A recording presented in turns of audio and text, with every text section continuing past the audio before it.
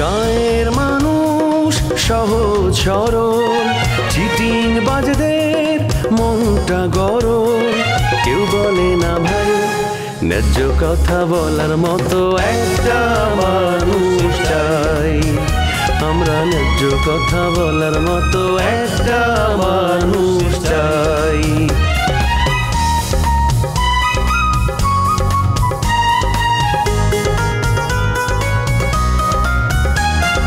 সৎ মানুষের ভাঙ্গা বাড়ি, ধান্দা বাজরা নেয় যে কাড়ি। কেমন নিয়ম ভাই, উচিত কথা বলার মতো একটা মানুষ নাই। উচিত কথা বলার মতো একটা মানুষ নাই।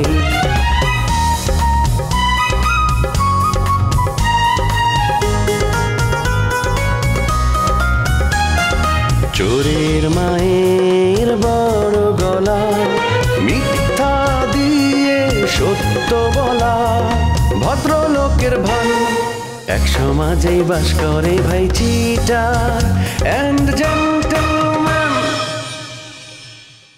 আমি কাম করে খাবো, আমার গতর খাটাবো, আমার গতর খাটাই আমি রোজগার করুম। আমি নিজের পায়ে আস্তে আস্তে করে ঠেলা গাড়ি ঠেলতে ঠেলতে নায়ক জসিমের মতো করে আমি অনেক বড় গার্মেন্টসের মালিক হব। এখানে তো মজা পাওয়ার কিছু নাই। তুমি কও আমি হাসানা মিশা করতেছি। তোমরা দুইজন ধানমন্ডি লেকের পারে ঘুরাঘুরি করো নাই, কাচ্চি খাও নাই একলাগে বয়ে। কারণ আমার যারা এখন আমার সাথে, যারা আমার কাছে থাকা মানে হচ্ছে পৃথিবী আমার সাথে, পৃথিবী আমার হাতের মুঠোয়। এত দেওয়ানো হয়ে লাভ নেই। এই যারারা কিন্তু কখনো কারো আপন হয় না। যাবেন কেন? উচিত কথা বলছি তাই। আচ্ছা ঠিক আছে ঠিক আছে, ঠান্ডা ঠান্ডা। কুসুম তুই আমাদের দুজনের জন্য চা করে নিয়ে। চা বানানোর মতো মুড আমার নেই। এই এলাকার লোক তো আপনার পছন্দ করে না। আমি বহুত ঘাটাঘাটি কইরা দেখছি যে আপনার জনপ্রিয়তা তলানিতে। গরিব মানুষের ভালোবাসার আমার কোনো দরকার নাই, খাতিরেরও দরকার নেই। বড় লোকের ভালোবাসা খাতির থাকলে আমার চলবে। আপনাদের সাথে আমার এত সুসম্পর্ক, হ্যাঁ? আর এই এলাকায় আপনাদের কত বড় প্রভাব বলেন তো? আপনাদের সাথে আমার খাতির থাকলেই চলবে।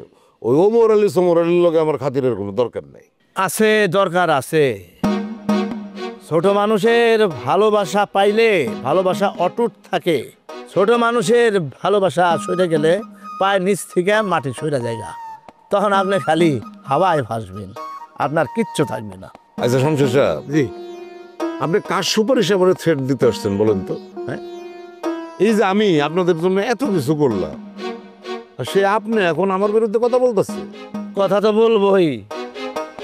রাজার পরিবারের সাথে আপনি যে অপকর্ম করছেন তার জন্য আপনাকে তো কথা শুনতেই হবে। কারণ রাজার পরিবার আমাদের নতুন আত্মীয় হইতে যাইতেছে, এটা কি আপনি জানেন? শোনেন, এই আত্মীয়তা ভাইঙা দেন, বুঝতে পারছেন? আমার মাইয়া রে ওই যে রাজার কাছ থেকে ডিভোর্স দেওয়াইয়া এই যে ইউরোপে পাঠাই দিছি, এখন কি সুখে শান্তিতে বসবাস করতেছে। আপনারাও সেটা করেন, হ্যাঁ, নাহলে পরে পেছে পড়ে যাবেন। আর তাছাড়া বলেন তো দেখি, আপনার শালা সারা জীবন লেখাপড়া করছে বিদেশি, সে কি এখন এক গ্রামের মায়া বিয়ে করবো? অবশ্যই গ্রামে বিয়ে করব। কি কয়? হ্যাঁ, শিউলির মতন মায়া পাওয়া একটা ভাগ্যের ব্যাপার।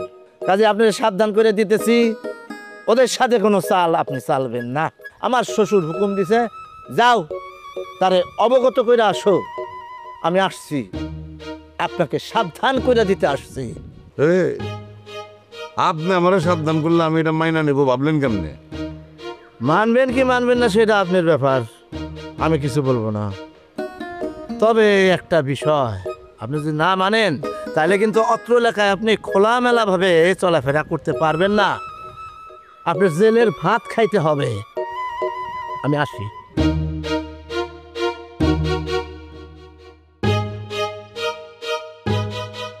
শমশের মেয়ে কি কয়ে গেল? এক এক করে সব আমার ছেড়ে চলে যেতেছে। আমি তো এক হয়ে পড়লো, পুরো এক হয়ে গেলাম।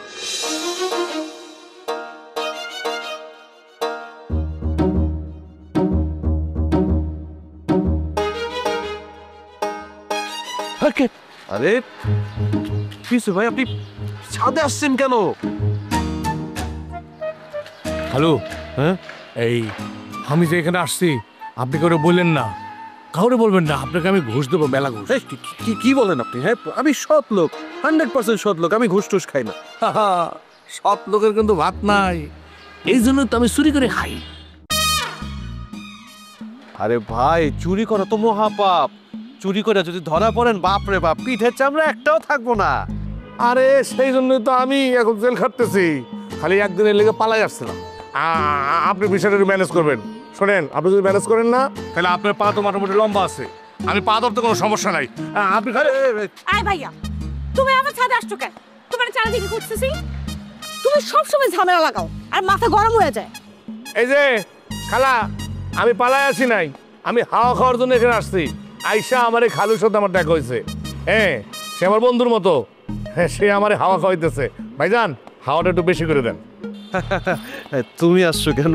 আমি তারে তো বুঝে টুজে বাসায় পাঠাই দিতাম। জি না, ওনাকে ম্যানেজ করা এত সোজা, একটু ফাঁকা পাইলেই বাসায় দৌড় দেয়। এই স্যার, এই কি তুমি আমার পাগল করিতেছো না? আমি কিন্তু অনেক সম্মান করি তোমারে, সম্মান করে কিন্তু তোমার আমি খালামণি বলি, জিনিসটা মাথায় রেখো। আমি যে তোমার খালামণি ডাকি, এটা তোমার ভালো লাগে না? না, বাইরের লোকজন পাইলেই একদম সঙ্গে সঙ্গে বদনাম করা শুরু করে দাও। এই, আমি তোমাকে কি সর্বনাশ করছি?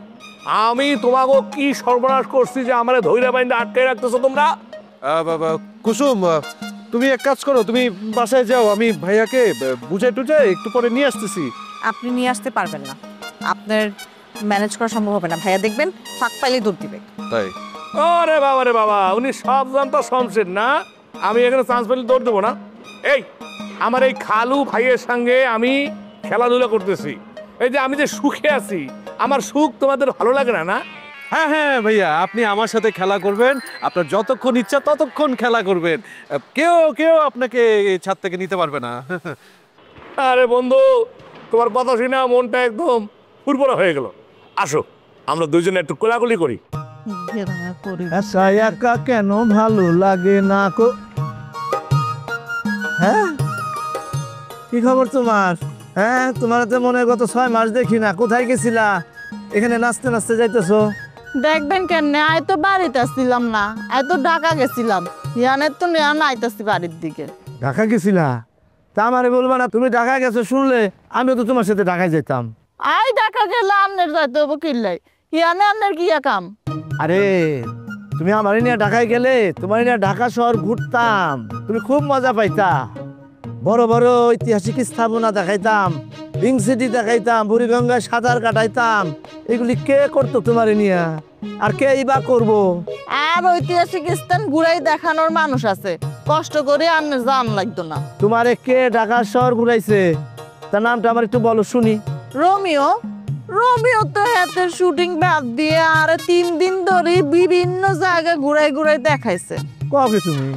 আমি তো শুনছিলাম রোমিও পারলো নিয়ে ভাগছে, তোমার সাথে আবার বাস খাইলো কবে? রোমিওরে যারা দেখতে পারে না, যারা রোমিওরে জেলাস করে, এরা রোমিওর নামে একটা বাজে বাজে কথা বলে। শুনেন, হারুলাদা রোমিওর নাটকে অভিনয় করছে, এটার লাই তারা 2-1টা কথা কইতেই পারে। কেন, যখন তারা অভিনয় করবো তখন তো বুঝাই দিতে হবো কেন অ্যাক্টিংটা করবো। এটার লাই কথা কইছে, আর দুষ্ট লোকেরা এটা কিয়া করছে, বিভিন্ন নানান কথা বলি, প্রেম প্রীতি বলি, ছড়াই ছিটাই একদম বদনাম করতেছে এগো দুগার নামে। ইগিন করে কিয়া শান্তি পানান মেয়েরা, একদম ডাহা মিথ্যা কথা।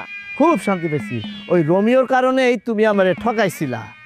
আমি যখন শুনছি পারুল নিয়ে রোমিও ভাগছে, তখন আমিও খুব শান্তি পাইছিলাম। শোনো, তোমার দর্প চূর্ণ হয়েছে, তোমার খুব ভাব বাড়ছিল। ওমা বাপ বাড়ছিল কিয়া, বাপ তো অন্য আছে, ভবিষ্যতে আরো বাড়ি যাইব।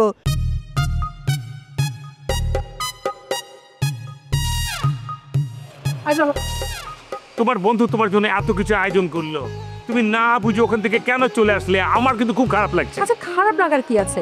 হ্যাঁ, ফয়সাল কিভাবে কথা বলছিল তুমি দেখছিলে না? তোমাকে সে পাত্তা দিচ্ছিল না, তোমার সাথে কিভাবে যেন কথা বলছিল, আমার ভালো লাগেনি, তাই আমি চলে এসেছি। তোমাকে না দেখলে আসলে আমি বিশ্বাস করতে পারতাম না। তোমাকে দেখে ভালোভাবে পাইছে নিয়েছি। একটা মানুষের এত পরিবর্তন, মানে তোমাকে আসলে কি বলবো, তোমাকে এখন প্রাউড ফিল করছি। একটা মানুষের এরকম পরিবর্তন না দেখলে আসলে আমি পাইছে নিতে পারতাম না। তোমার মুখ থেকে এগুলো আমি কি শুনছি? তোমার যদি এরকম পরিবর্তন আমি না দেখতাম, তুমি আগের মতো থাকলে তোমার সঙ্গে কখনো আমি চলতাম না, থাকতাম না, জানা? আমার কোনো পরিবর্তন হয়নি বলে আমি ঠিক আগের মতোই আছি, তোমার কাছে মনে হচ্ছে সেটা। তুমি যদি আগের মতো থাকতে না, তোমার সাথে আমি মিশতামই না, চলতামই না। তোমার ফোন এসছে, রিসিভ করো। আমার ফোন আসেনি, তোমার ফোন এসছে। খেয়াল করে দেখো, এই যে জ্বলছে। কি হয়েছে, আবার কেন ফোন করছো? তুমি একটা অশিক্ষিত মূর্খ আনকালচার ওরকম একটা বাটপারের কথা তুমি আমার সামনে থেকে চলে গেলে। ছি, এটা আমি কোনোভাবে মানতে পারছি না। এত অধপতন কি করে হলো তোমার বলো তো? শাট আপ ফয়সাল, একদম শাট আপ। তোমার কথা শুনে না আমার পায়ের রক্ত মাথায় উঠে যাচ্ছে। এই তুমি কাকে আনকালচার বলছো, কাকে অশিক্ষিত বলছো? তুমি তার পায়ের নখের যোগ্যতা রাখো? হ্যাঁ, স্টুপিডের মতো কথা বলো না তো। তুমি কার সঙ্গে কাকে তুলনা করছো? তুমি জানো আমি ইচ্ছে করলে ওই ছাগলটাকে জেলের ভাত খাওয়াতে পারি। ওকে, ট্রাই করে দেখো, দেখি তোমার শক্তির পরীক্ষাটা হয়ে যাক। শোনো, তুমি আর জীবনে কোনোদিন আমাকে ফোন করবে না, আমি একদম মানা করে দিচ্ছি। তুমি যদি আমাকে আর কখনো ফোন করো, আমি তোমাকে ইফটিজিং এর মামলা দিয়ে দেবো, বুঝছো? না, তুমি একটা রাক্ষসী। ভালোই হয়েছে, তোর কাছ থেকে নিজেকে আমি গুটিয়ে নিয়েছি। আইফোন রাখ, স্টুপিড কোথাকার। তোর সাথে আমার কথা বলতে রুচিতে বাড়ছে। এই ফোন রাখবো না, এখনো আমার তোমার সঙ্গে কথা শেষ হয়নি। আমি যেন কোনো ওই ছাগলের শখের তোমাকে না দেখি। দেখলে কিন্তু ওকে মাইর আমি বস্তায় বেড়া নদীতে ফেলাম। ওর কত বড় সাহস, ও আমার অফিসে এসছে আমার ডার্লিংয়ের সঙ্গে দেখা করতে।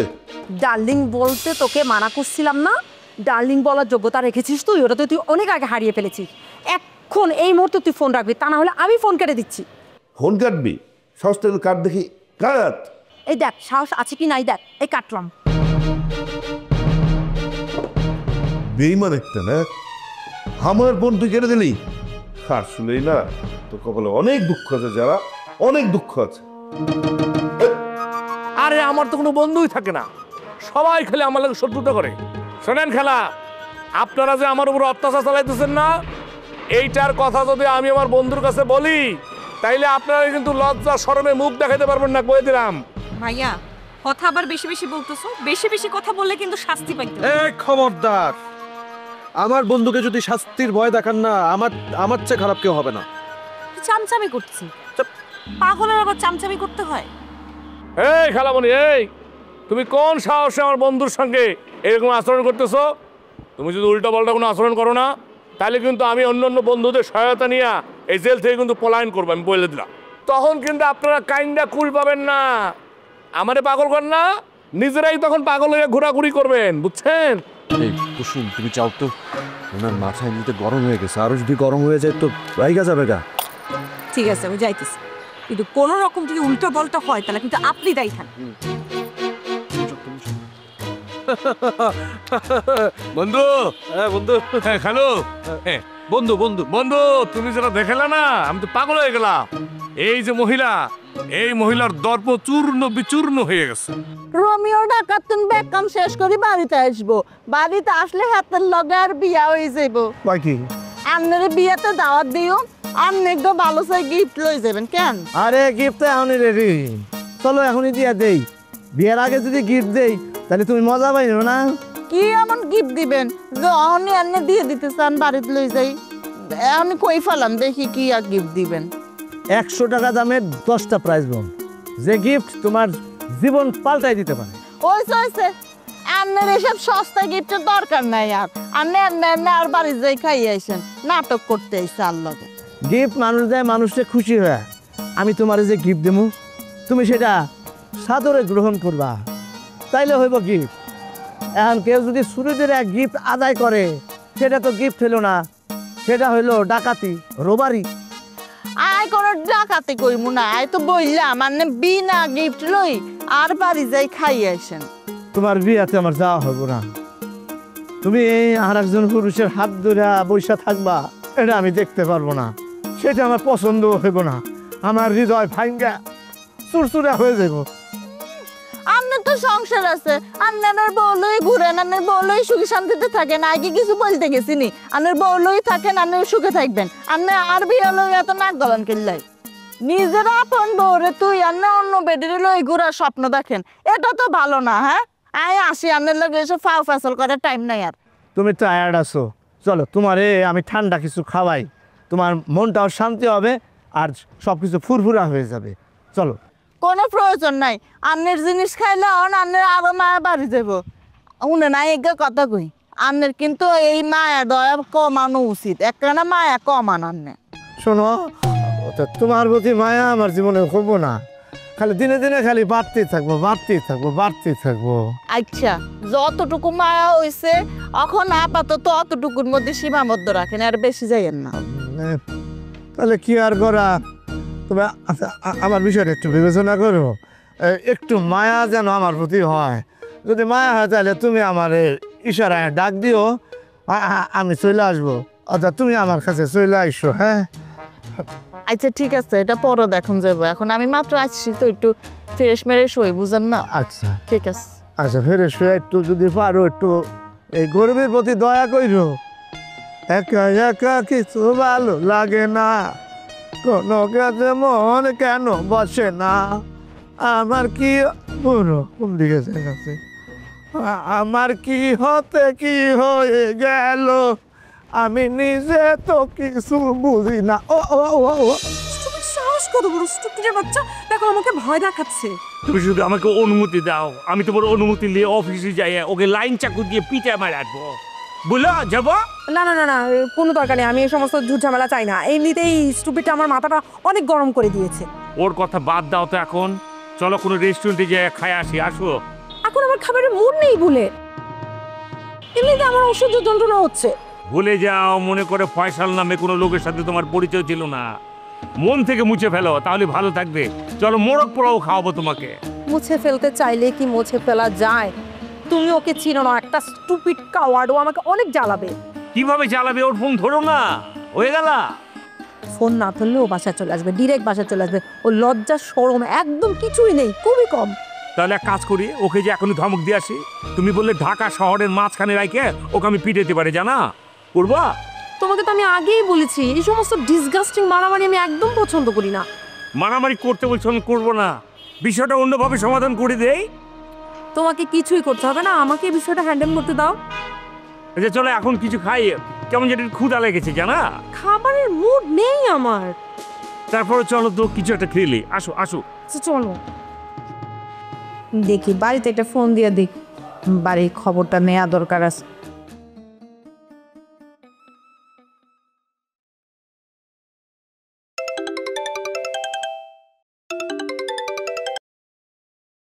হ্যালো কুসুম, কোনো সমস্যা? কোনো সমস্যা হলে আমি এক্ষণ রওনা দিয়ে দেবো।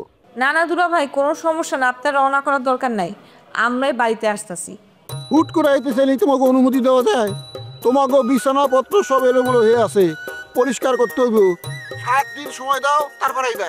আরে কেতা বালিশ তো নোংরা হয়ে গেছে, মাঝে মধ্যে ছিঁড়ে গেছে, ফাইটে গেছে, এগুলি মেরামত করতে কমপক্ষে 7 দিন লাগবো। সব কিছু মেরামত করি, সব কিছু গোছাই, তারপর ধোয়া ফাগলা করি, তারপর আইবা। আরে দুলা ভাই, উফ, আপনি থামেন, অস্থির হয়েন না, আমাদের কোনো বিছানাপত্র কোনো কিছু রাখবো না, আমরা মার রুমে থাকবো। আর আপনার এত অস্থিরতার দরকার নাই, আপনি একটু রিল্যাক্স থাকেন।